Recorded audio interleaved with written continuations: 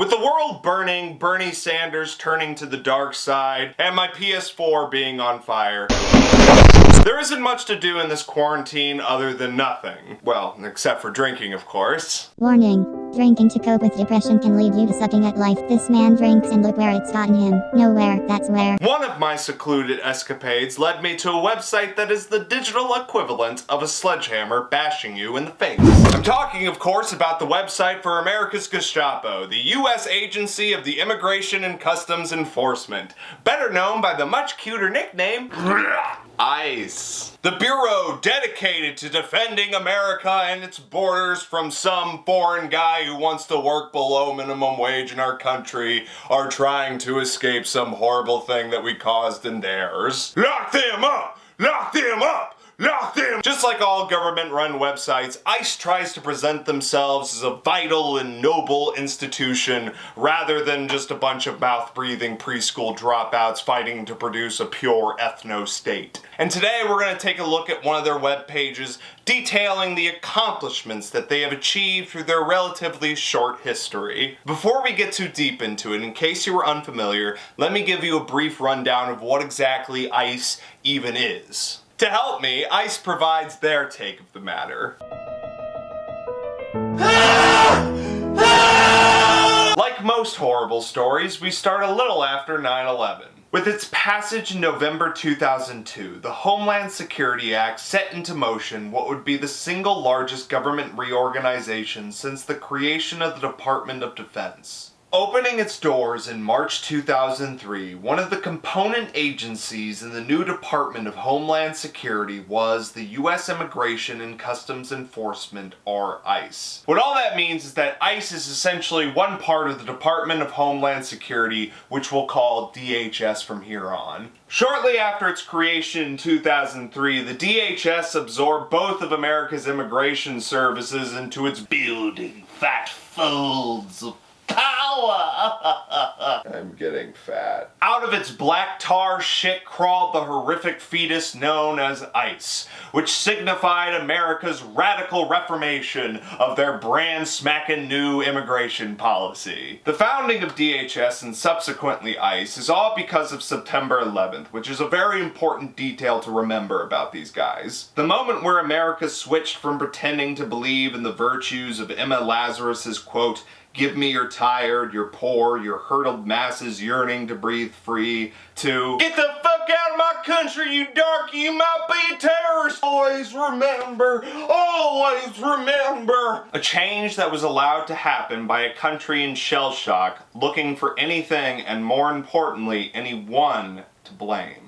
ICE was granted a unique combination of civil and criminal authorities to better protect national security and strengthen public safety. You might be wondering what exactly these authorities are, and quite obviously, the website does not go into any detail of what exactly these unique abilities are. They'd much prefer to just throw around vague catchphrases like, "to secure public safety," rather than any specifics as to how exactly they do this. If they did, you might just wise up to the huge encroachments on human liberty they partake in. Children, fingers in your ears and make the la-la sound. As you may have surmised, ICE is the immigration-focused part of the DHS. Their target is on anything that crosses an American border, especially people. They do also love helping traffickers smuggle drugs in and out of the country, which admittedly is the coolest thing about them. Papa need his fix! However, their primary duty is to track down anyone not legally permitted to be in the country and to deport them,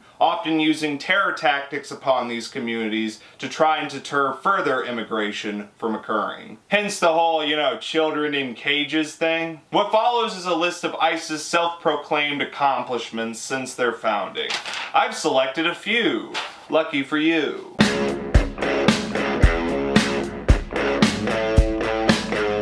In March 2003, President Bush appoints Michael J. Garcia as the Assistant Secretary of Homeland Security for ICE. First off is the fact that your organization getting a department head really an accomplishment. That's like me going, "Hey guys, I did so much work today, I thought about posting something today."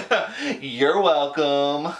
I don't say that shit's an accomplishment, I just live with it as a constant reality. But also, appointing a guy named Garcia to oversee an organization that primarily targets the Hispanic community is a real smart move, and I mean that. It's practically Machiavellian PR that works for both sides. Liberals, we're not creating a race-based arm of law enforcement. We got a dude named Garcia running it. That's a name you could put a sombrero on. Have little maracas send up a beat for a big old mariachi band. We're not racist, bump it, dog. All while sneaking to their conservative base to assure them in a sweating panic, listen, I don't like it either. But look at him. If you didn't know his name, you'd think it were a fucking McCoy or Smith. I don't know, some bullshit like that. He's born and raised in New York. Queens even. He's practically one of us. We deal with him, we get rid of them all. Fuck this Uncle Tom beta wasp serving bitch ass cunt hoe. And with that, let's move on. In 2003, a tip line is launched to collect tips in support of Operation Predator. Oh my god, oh my god, oh my god, oh my god, oh. Do. Oh man, I don't care what anyone says, I fucking love this song. Oh shit, Operation Predator tip line, we cage people so you don't have to. How can I help you? Yes, hello. I believe there's a Mexican outside my window. Are you sure, ma'am? I'm positive. He's coming inside. Man, if things were just as stupid as they were in my mind, I'd be a lot happier of a person. Wouldn't you? That's stupid. In 2007, ICE removed Mahid Al-Masari. 35, a native and citizen of Saudi Arabia, belonging to an undesignated terrorist organization. At the time of his arrest, Al-Masari was a Seattle area computer security specialist who used his cyber skills to engage in terrorist activities. This comment is a prime example of the government doing something for corporate interest and then parading it like it were a Roman triumph. We protected you from this bad man doing evil matrix hacking tactics. We are needed! To sweeten the punch, they even include the supreme black and white picture of a shocked ICE officer raising the shirt of a man to reveal their back tattoos that might as well be the carvings of some Cthulhu-like language. With the addition of the now exposed man's face reflecting in the car window like he were the demon at the bottom of a pit, I am certain whomever included this picture has the same cinematic instincts of Joseph Goebbels. Is it kind of weird that I can perfectly pronounce the Nazi's name but not the victim's? ICE leaves its audience with only the broad strokes to try and paint what they did in the best possible light. They're so confident with their buzzwords that they're cocky enough to not even say that they knew which terrorist organization this man supposedly was a part of before they deported him. Oh yeah, just like the great American legal quote, guilty is always guilty. However, upon looking further into this occurrence, it reveals an entirely different story. This is just typical that they did not tell us, said one of Al-Masari lawyers. He went to see his client Tuesday in a federal detention only to be told that ICE deported him the day before, back to Saudi Arabia. The government claims that Al-Masari is a national security threat because of his ties to his father, Muhammad Al-Masari, an outspoken critic of the Saudi royal family. This is an asylum seeker that was sent back to Saudi Arabia, a country that wanted to kill him because he was, or rather, his father was, critical to a notoriously repressive theocratic monarchy. Guys, there's no way the United States is subservient to the whims of a resource-rich regime. That'd be stupid! In 2005, the agency becomes a board member and the primary U.S. law enforcement representative of the Vital Global Task Force, an international alliance of law enforcement agencies and private industry sector partners working together to combat online child sexual abuse. There is no other group more hated in this world than pedophiles. It's just a fact. Even I, a hardened socialist, can find common ground with the most devout of some fascist that we would rather not have children get poked in the bum and other such creepy nonsense. However, as Dexter taught us in its run, sometimes the best cover for a criminal is to act like you're the one trying to stop it. While we haven't had ICE upload any S&M pictures of kidnapped Latin American children yet, it has certainly not stopped them from molesting the migrants in their custody. It just kind of snowballed from there. Él entró al baño y me quitó mi ropa y se quitó mi ropa. ICE has even confirmed that they do in fact know this is happening in their concentration camps, but are not willing to do anything about it. Edie, an asylum seeker from Honduras, was sexually assaulted by an employee while she was detained with her 3-year-old child. The record in the case Edie versus Sharkey shows that her assailant coerced and threatened her, including with possible deportation, while the defendants stood by and made jokes. You are the gayest monster since gay came to Gaytown. Whoa, easy. Although the employee pled guilty to criminal institutional sexual assault, the defendants, being ICE, contend that they should not be liable for any constitutional violations. And why would they take responsibility for the rape of ED and many others? They don't want foreigners coming in, and that's why they allow their camps to be naked lunch nightmares to discourage others from doing so. It's strategical terror that you'd fucking hear from a Dan Carlin hardcore history. Plain and simple. In 2014, ICE launches a national cyber safety campaign to help protect kids from online sexual predators. God damn it, God fucking damn it. Why is it every time I go drinking on government websites, I find some cringy bullshit thing they made for kids? I gotta know more. Determined to curb the escalating number of children falling prey to sexual predators online, federal and local law enforcement announced Tuesday the launch of Project iGuardian, a first-of-its-kind national cyber safety campaign spearheaded by ICE. Of course, ICE would be against online child abuse. They're much more into the real thing. As part of Project iGuardian, special agents will visit schools and youth groups across the country to provide children and parents with hands-on tips on how to avoid falling victim. Rule number 1, don't be not born here. Rule number 2, if you are not born here, do not look good enough to make that matter. And rule number 3, do not wear short shorts around me. I'm a grabber. Using superhero-style characters and trading cards developed expressly for the initiative, the law enforcement personnel will remind young computer users to think before you click.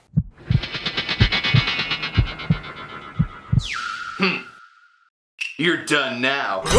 The cages of justice. No way! I then summon my special agent, Big Chungus. You gotta be kidding me! I'm not even done yet. Dental sock plan. It allows me to target a migrant on the field, and I choose yours. Not little one! He's forced to use threads from his socks as floss.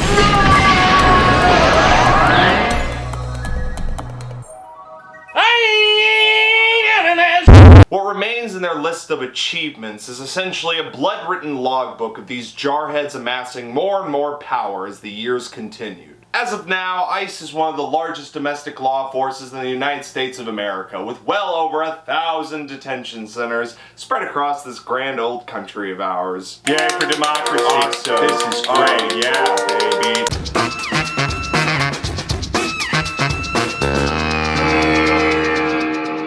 ICE is the embodiment of some of the worst parts of American government and will always be a black stain on this country's history in the decades to come. Those that think otherwise are, quite frankly, ignorant to the real damages this bureau has done to the lives of hundreds of thousands of people. People who are at times even American themselves, victim to the bigotry that is integral to ICE's shriveled up soul. Regardless though, entirely throwing the ridiculous debate of nationalities in the trash can where it belongs, people are being subjugated to inhuman conditions.